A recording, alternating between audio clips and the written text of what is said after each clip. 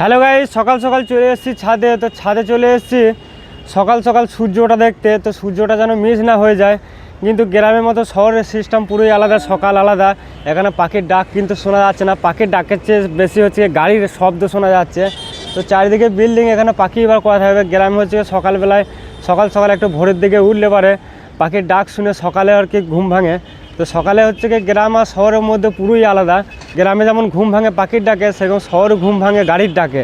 তো এটাই আর কি, যে গাড়ির শব্দ এত, যে গাড়ির শব্দতেই ঘুম ভেঙে যায়। আমি এলাম সকালবেলায় ছাদে, সকালবেলায় একটু পাখির ডাক শুনবো। সকাল সকাল পাখির ডাক শুনতে খুবই ভালো লাগে।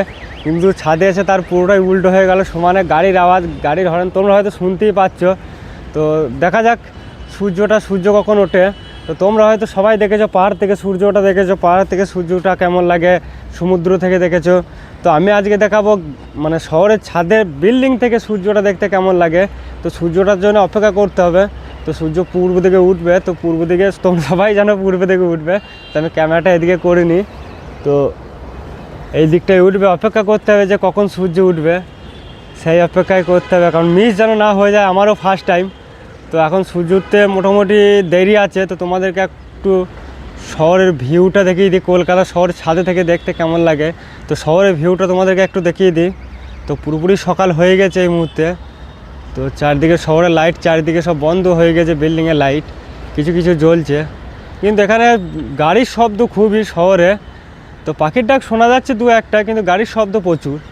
তোমাদেরকে শহরটা একটু ভালো করে দেখিয়ে দিই। আমার ক্যামেরাটা তো ভালো নেই, ক্যামেরা ভালো হলে আরও সুন্দর লাগতো দেখতে শহরের ভিউটা। তো সূর্যটা টাইম হয়ে গেছে, এদিক ওদিক করা যাবে না, তো সূর্যটা দেখতে হবে। তো সূর্য কখন উঠবে সেই আর কি মুভমেন্টের জন্য অপেক্ষা করে আছি, কিন্তু প্রচুর এক্সাইটেড। ফার্স্ট টাইম যে শহরে কোথা থেকে সূর্য উঠবে, কোন বিল্ডিংয়ের, মানে আমাদের বিল্ডিং থেকে কোন বিল্ডিংয়ের মাথা দিয়ে সূর্য উঠবে, তো সেটাই দেখার। আর শহর থেকে হচ্ছে, শহরের ছাদে থেকে হচ্ছে কি সূর্যটা দেখতে কেমন লাগে ফার্স্ট টাইম, খুবই এক্সাইটেড আর কি। তো দেখা যাক সূর্য উঠবে, সূর্য ওটা যেন মিস না হয়ে যায়। যদি মিস হয়ে যায় তাহলে কাল ভোরে বেলায় আবার উঠতে হবে, আবার ছাদে আসতে হবে। সকাল থেকে ছাদে উঠে বসে আছি যে সূর্য ওঠা দেখবো, আর তোমাদেরকে বলেছিলাম যে সূর্য এই দিকটাই উঠবে। তো সকাল থেকে বসে আছি, 1-1.5 ঘন্টা হয়ে গেল মিনিমাম। তো সূর্য কখন উঠবে সূর্য ওঠা দেখবো বলে 1-1.5 ঘন্টা ধরে বসে আছি। তো তোমাদেরকে বলেছিলাম এই দিকটায় সূর্য উঠবে, তো পুরোই হচ্ছে কি সূর্যদেব আমার সাথে স্ক্যাম করে দিল। সূর্য উঠেছে এই দিকটায়, মানে এখন অনেকটাই উঠে পড়ছে। আমি সেই থেকে বসে বসে ভাবছি যে আকাশটা পরিষ্কার হয়ে গেল, সূর্য উঠে গেছে মনে হচ্ছে, কিন্তু সূর্য উঠছে কয়। আমি এই দিকটা থেকে বসে আছি, কিন্তু সূর্য মানে এই দিকে উঠেছে। মানে আমার সাথে পুরোই স্ক্যাম সূর্যদেব করে দেয়। মানে ছাদে উঠে আর কি কোনটা পূর্ব দিক কোনটা পশ্চিম দিক কিচ্ছু বোঝা যায় না। মানে কী বলবো, আবার কালকেকার জন্য অপেক্ষা করতে হবে। তো কী করবো, ভালো লাগছে না।